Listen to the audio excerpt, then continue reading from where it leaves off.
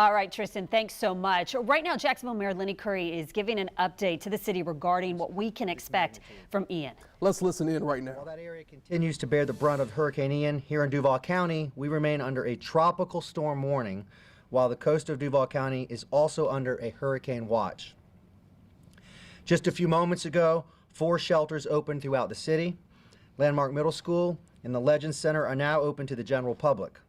Landmark is also a pet-friendly shelter, while the Legends Center is available for those with special needs. Atlantic Coast High School is also open, but is strictly for those with special needs and their pets. And La Villa School of the Arts is available to serve our homeless population. If you go to a shelter, please bring your emergency kit, identification, important documents, and prescriptions. There is a complete list of things you should bring at jacksready.com. As I said this morning, I'm not ordering mandatory evacuations. However, the National Weather Service just briefed us that in addition to the impacts we will feel from Hurricane Ian, there's a nor'easter that has moved in quicker than we anticipated, and it's already increased our risk for storm surge and flooding. Could be similar to Matthew and Irma. So if you experienced flooding in Matthew or Irma in Zone A or B, it's likely that you will experience that type of flooding again. As I said this morning, if you live in those zones and have historically flooded there, you should move to another area, a higher area, to a shelter, get out of that space. I understand leaving your homes is a difficult decision, but there's nothing more important than your safety. I cannot stress this enough. If you know your home and property are at risk, please consider leaving for higher ground, even if just for the duration of the storm. As of this morning, 630 City, our information line for the public, will be open 24 hours a day through the duration of the storm. For life-threatening issues or public safety issues, call 911. For information regarding city services, weather information, shelter updates, and evacuation zones, call 630 City. Finally, while I know it's impressive to watch a storm roll in from our beaches, please stay out of the water. Currently, our beaches are open, but again, stay out of the water. At this time, we'll take questions for myself or anyone else up here.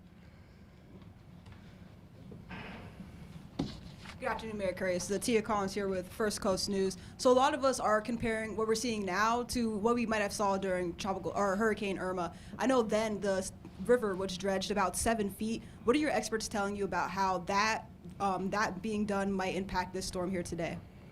Well, what the experts are telling me, and Alex is here with the National Weather Service, is that we had a Matthew event that had storm surge in 2016 or 17, and then we had Irma, which was more of an inland event with around the river and low-lying areas, and this, with the nor'easter, could have both effects for people in zones A and B.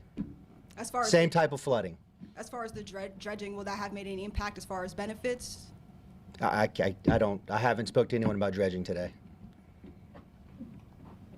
Good evening, all. Are you guys considering curfews? If so, what are the details of that? At this point, we're not considering curfews, but everything is fluid.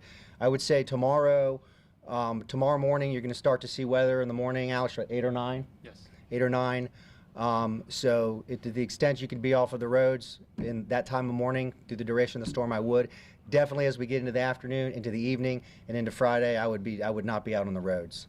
Okay. But I want to stress again, I said it this morning, I'm going to say it again.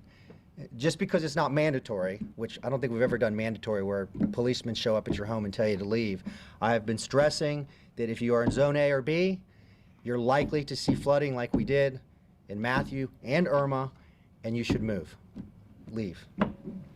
What areas for your team, the experts, are of most concern for the general Jacksonville area? Obviously, we know the beaches are expecting a ton as well, but are there any other areas in specific you guys are mostly concerned about? Do we have the specifics? I mean, yeah, I'll let you name. So San Marco, some in Hogan's Creek, Riverside, Southampton, Ortega Forest, Venetia, around the stadium, and obviously the beaches, Intercoastal Waterway, east and west, and those areas that are adjacent to the St. Johns River. And I would add to that, so of those neighborhoods named, you could live there and not be in Zone A or B. That's why it's really important people know their zones. People in those neighborhoods in Zone A or B, particularly if they've experienced in those other two storms, ought to leave. Another question just about the pier. There's a lot of concerns for that. Are you comfortable right now with the current trajectory of Ian, that it'll withstand whatever's to come after all the money that's been put for the pier? I'm told that the engineers built a pretty special pier there, so it is Mother Nature, but they've told me it'll stand.